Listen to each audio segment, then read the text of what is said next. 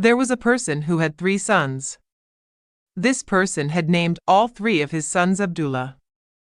He continued to live his days until he was taken away by death.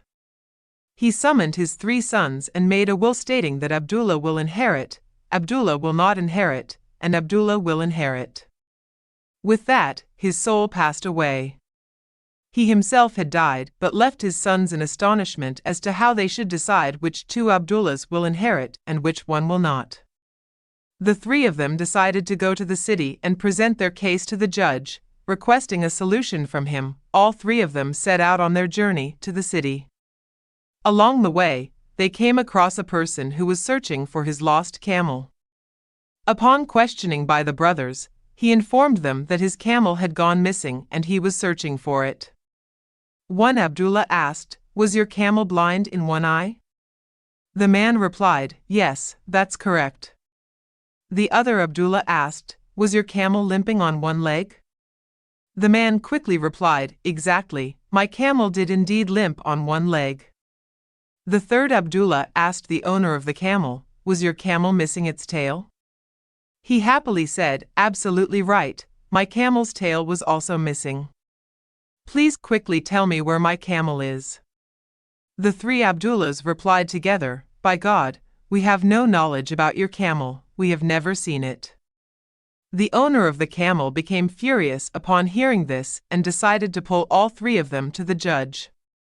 He was convinced that these 3 had slaughtered his camel and were now lying to hide their crime.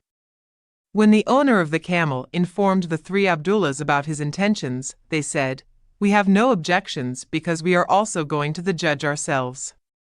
When the 4 of them reached the judge, the owner of the camel narrated his story.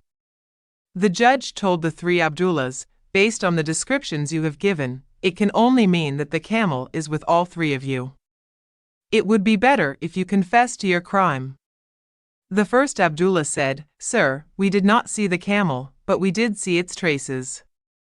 When I said that your camel is blind in one eye, I noticed that the grass on one side of the road had been grazed, but the grass on the other side was intact. This meant that the camel must have been blind in one eye." The second Abdullah said, "I noticed that there were 3 clear footsteps on the road, while the 4th step was lightly pressed into the ground. This meant that the animal must have been limping." The third Abdullah said, "When the camel defecates while walking, it scatters the dung with its tail. However, the dung on the path we came from was scattered in a straight line. This could mean that the camel's tail had been cut and it could no longer scatter its dung left and right." The judge looked at the owner of the camel without any delay and said, "You may leave. Your camel is not with these people, and neither have they seen it." After the person with the camel had left, the 3 brothers narrated their own story to the judge, leaving him greatly astonished. He told them to stay in the guest house for the night and assured them that he would provide a solution the next day. When these 3 guests arrived at the guest house, they felt that they were being taken care of. After a while, food was brought for them, which consisted of cooked meat curry and bread. When they looked at the food, one of them said, "This curry is made from dog meat." The second one said, "The bread is made by a pregnant woman who is 9 months along." The third one said, "This judge is a child of unlawful parents." The matter reached the judge, who summoned all 3 of them to his court the next day and asked them, "Which one of you said that this meat is made from dog meat?" The first one said, "I said it." The judge called the cook and asked her, and she confessed that she had nothing to cook, so she killed a dog and cooked its meat and sent it to them for dinner. The judge asked them again how they knew that the meat was dog meat, and they explained that goat or camel meat would have fat under it, while this meat was completely oily with some meat attached in various places. The judge said, "You are the son of Abdullah, who inherited from his father's share." Then the judge asked them again, "Who said that these breads were made by a pregnant woman?" The second one said, "I said it." The judge asked, "How did you know?" And he replied, "I saw that the breads were cooked from one side and well cooked on the other side.